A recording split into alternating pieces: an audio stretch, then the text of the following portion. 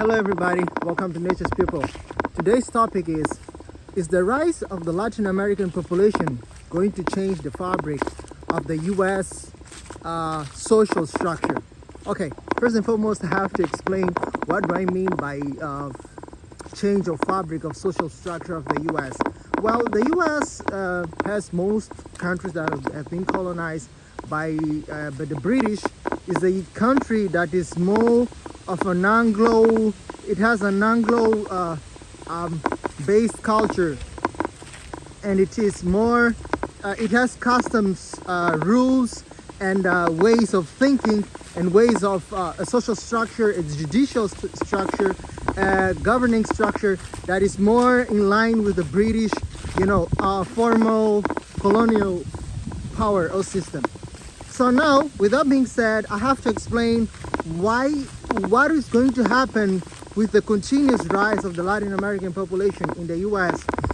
First and foremost, for people who have never been to the US and they travel to the US, one of the things they notice up front is that Spanish is it's a really commonly heard or utilized language in the US, be it in the public spaces, in the hospitals, depending on the counties and states.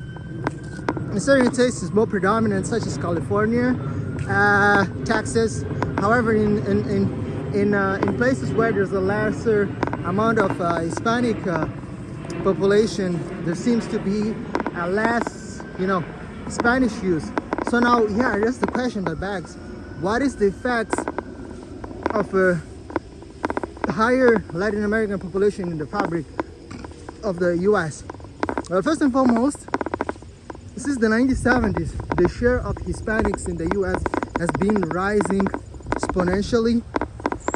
Back in the 1970s, Hispanics only comprised nearly between 5 and 9% of the American population, but now they are the staggering 19% or 18.5, nearly 66 million people who are predominantly from Hispanic or Hispanic origins.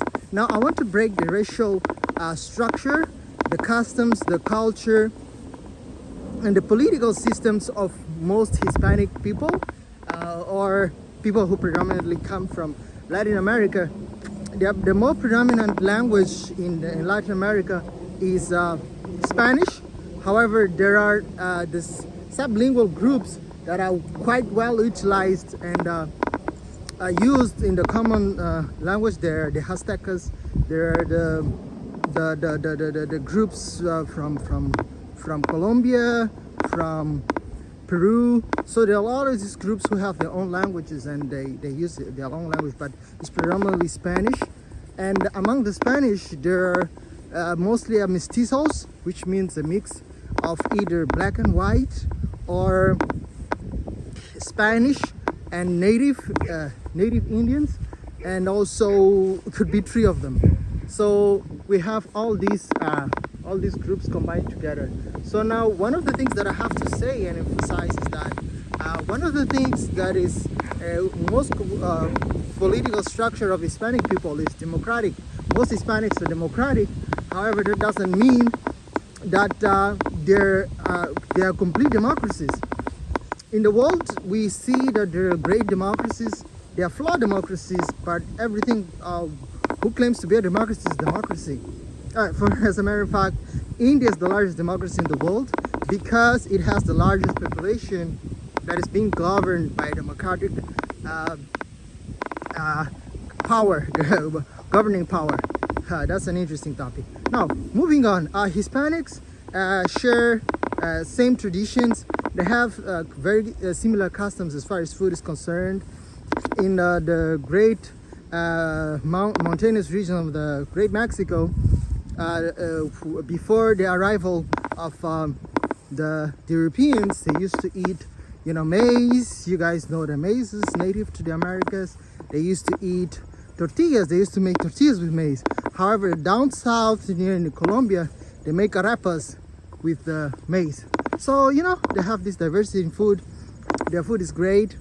But now the main concept and the main point of the video is how is this mindset of these people, how this way of living, customs, mindset affect the US, because this is a group that is rising in population.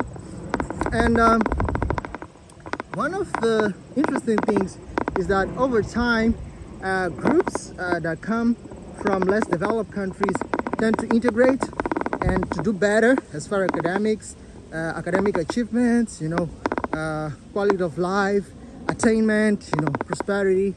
However, compared to Asians seem to be outperforming the Latin Americans. But in an interesting thing, even though Asians have higher educational rates, higher attainable degrees, they do PhD, they do masters, they do bachelor's degree. Although Asians succeed in that, Asians don't seem to have a broader share as far as economic inclusiveness is concerned. What do I mean by that? For instance, for example, certain groups are good in going to the technological fields, to the managerial fields, like getting good jobs, like there's people from the Indian subcontinent, mainly India, the Pakistanis and the Bangladeshis. They go for the managerial stuff, for the IT, for the programming, like certain things. They are more, the large share of the immigrant population goes into these sectors or fields. But the Latin Americans seems to be broad, so they do literally everything. They're in construction, they're in manufacturing, they're in hospitality, they're doctors, they're professionals, scientists, so they have a broad spectrum. And one thing that is funny or interesting about Latin Americans is they are very conservative as far as language is concerned. So they seem to conserve their language, their habits as far as speech is concerned. So they speak Spanish at home and English outside. A bilingual society is very good, because bilinguals, this is a research made by neuroscientists, is that bilinguals have these regions of the brain that are responsible for language. And because language is not a particular thing in the brain, as in, by particular I mean it's not a thing that the words are not stored in a unidirectional form. What I mean by that is, for example, if you learn a new word, say in Spanish, let's say for instance llegar, which means to arrive. So your brain will have all these regions that are used as a retrieval pathway of that word, which is to arrive, llegar. So you remember who told you the word, or where you read the word, and then you remember how did they say the word, and in what instance, what was the event, so the brain has these storage pathways, and that is a very helpful thing as far as Alzheimer's is concerned. They say 90% of bilinguals don't have a tendency of developing a brain